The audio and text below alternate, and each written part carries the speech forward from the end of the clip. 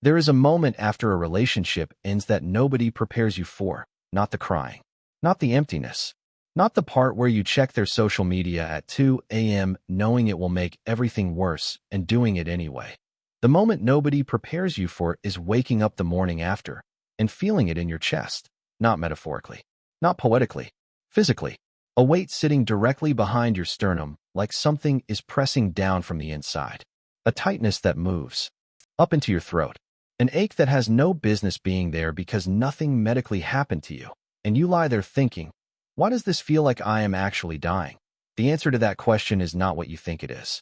And once you hear it, once you understand what is actually happening inside your body when a relationship ends, the pain does not disappear, but it becomes something you can work with instead of something that is just happening to you. That is the difference between drowning and swimming in rough water. Stay with this. You know exactly what this feels like. Let's not pretend otherwise that it is not just sadness. Sadness is in your head. This is somewhere lower, somewhere more physical. Your appetite disappears, not because you decided to stop eating, but because your body simply stopped asking. Food becomes something other people do. Sleep works the same way. You lie down exhausted, genuinely, bone-deep exhausted. And then your brain does the thing. It replays the last conversation. It goes back to the moment before you knew it was ending. It runs alternate versions of what you could have said, what you should have done, what might have changed the outcome if only you had been slightly different in some way you cannot name. And you are awake again. At 3:47 a.m., with a chest that feels like it is made of something heavier than it used to be. During the day it is different, but not better. You are functional. You answer emails. You have conversations that look normal from the outside. But you are doing all of it from somewhere slightly behind yourself. Like a person watching their own life on a screen with a 2-second delay. And the worst part, the part that makes this specific kind of pain so isolating, is that everyone around you is waiting for you to be fine.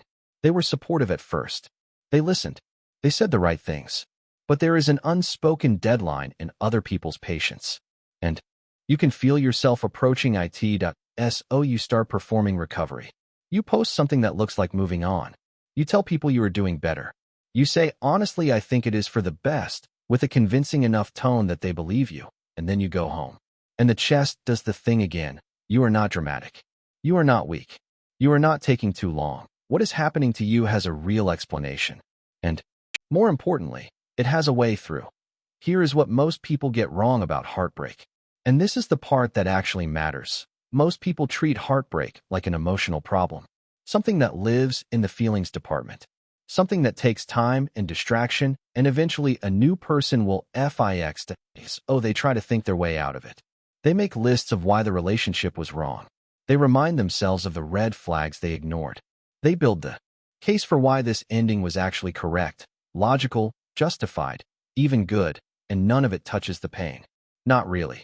Because here is what is actually happening. And this is not poetic language. This is literal. Your body does not know the difference between physical loss and emotional loss.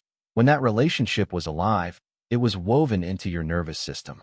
The sound of their name, the specific way they laughed, the warmth of their presence in a room, the pattern of their texts arriving, the particular safety of knowing someone is yours and you are theirs. All of that was not just emotional comfort. It was physical regulation. Your body used that person as an anchor. And when the anchor is suddenly gone, your entire system goes into a kind of alarm state, looking for something it relied on, finding nothing, sounding the alert. That alarm sounds like a tight chest, like a lost appetite, like fractured sleep, like the inability to concentrate on anything for more than 4 minutes without being pulled back. You are not being dramatic. Your body is in genuine distress. And here is the tension that nobody names directly. Trying to fix a physical response with only emotional reasoning is like trying to treat a broken leg with positive thinking. Thinking matters, but it is not enough. And when it doesn't work, when the lists and the logic and the I deserve better mantras fail to make the chest stop aching, most people conclude that something is wrong. With them, nothing is wrong with you. You are using the wrong tools. That is all. By the time you finish the next part of this, you will have the right ones. Insight block. Here is the revelation. The thing underneath everything else. Heartbreak hurts physically because your body is grieving a pattern, not just a person, not the relationship. The pattern of the relationship. The morning texts. The specific voice saying your name. The way Saturday used to feel different from every other day. The presence of someone who knew where you kept your vulnerabilities and chose to stay anyway. Your body builds its daily rhythm around those patterns. And when the patterns stop, your nervous system keeps reaching for them. Like a hand going for a light switch in a room you used to live in. Muscle memory. Looking for what used to be there. And that reaching, that constant, exhausting, involuntary reaching for something that no longer exists, is what the chest tightness actually is. It is your body trying to find its anchor. Over and over. In the silence where something used to be E.S. Oh, what do you do with this? Not a distraction. Not forcing yourself to feel fine before you feel fine. Something more specific. Something that works with the body instead of against it. The first thing is this. You give your nervous system new patterns to hold on to, not big things. Not a new city or a dramatic life overhaul. Small, daily, repeatable things. The same walk at the same time. The same coffee is made in the same order. The same phone call with the same person on the same night of the week. Your body is looking for rhythm because its rhythm was disrupted. You give it a new rhythm, deliberately, consistently, and it starts to settle. Not because you feel better yet. Because your system has something to anchor to that is not the absence of what it lost. This is not the same as staying busy. Staying busy is just avoiding a schedule. This is different. This is giving your body a structure it can feel safe inside of, so the alarm can start to quiet. The second thing, and this is the one people resist the most, you have to let the grief be physical, not just felt. Physical. You cry until you actually cannot anymore. You go somewhere you can be loud, and you are loud. You run until your legs stop working and your chest is heaving for a completely different reason. You go to a class or a pool or a hill, and you use your body until the weight in your chest has somewhere to go. The trapped physical grief, the kind that sits in your sternum at 3 a.m., needs an exit. Thinking about it does not move it. Your body does not process emotion through logic. It processes emotion through movement, through breath, through the physical release of what has been physically held.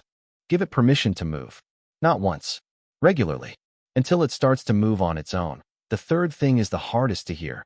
You have to stop feeding the loop, the 2 a.m. profile check, the rereading of old messages, listening to the songs from when things were good, the telling and retelling of the story to anyone who will listen, not to process it, but to relive it. Every time you feed the loop, you reactivate the pattern in your nervous system. You send your body back to the moment before the loss, and then rip it back to the present, over and over. And each time, the alarm sounds again. The chest tightens again. The grief resets. Stopping the loop is not about forcing yourself to move on. It is about stopping the thing that keeps dragging you back to the edge of the wound before it has had any time to close. Not forever. Not all at once. One night at a time. 1 hour at a time. You put the phone face down and you sit with the discomfort of not knowing. And in that discomfort, something begins very slowly to release. The fourth thing, and this is where the real shift lies. You let the person be gone without making them a story. Most people in heartbreak are not grieving the person. They are grieving the narrative they built around the person. The future that no longer exists. The version of themselves that existed inside that relationship, seen, chosen, known, that they are terrified does not exist outside of it. Here is the truth that lands like cold water, and then, slowly, over days, like relief. That version of you was never dependent on them to exist. The person you were when you were loved, curious, open, present, willing to be seen, that is not something they created. They witnessed it. There is a difference. You brought that person to the relationship, and you are allowed to take them with you when you leave. The grief is real. The loss is real. Grieve it fully.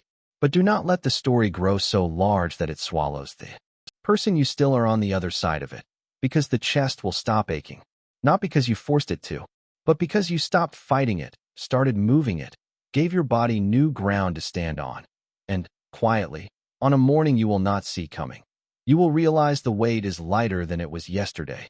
And the day after that, lighter still. So here is where you actually are. You are not broken. You are not behind. You are not someone who loves too much or too poorly or in the wrong direction. You are someone whose body is going through something real, and now you know what it is, which means you are no longer just waiting for it to stop. You have somewhere to put your hands. You have something to do tonight that is not checking their profile or replaying the last conversation for the 47th time. Tonight, one small thing. Pick one of the four. Give your nervous system something new to anchor to. Let the grief be physical. Put the loop down for 1 hour. Or just remind yourself, quietly, without performance, that the version of you that was loved is not gone. They are still here, a little bruised, still completely present. That is enough for tonight. Tomorrow you do it again. And the question worth sitting with, not to answer right now, but to carry forward into the next few weeks. Who were you before this relationship defined how you saw yourself?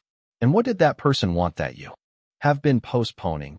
Because heartbreak, when you stop fighting it, has a strange way of clearing space. Painful space, but space. And what you choose to build in that space. That is the conversation this channel goes deeper into next. If this reaches somewhere real tonight, share it with someone who needs to hear it. The person sitting with a tight chest at midnight wondering if they are broken. Tell them they are not.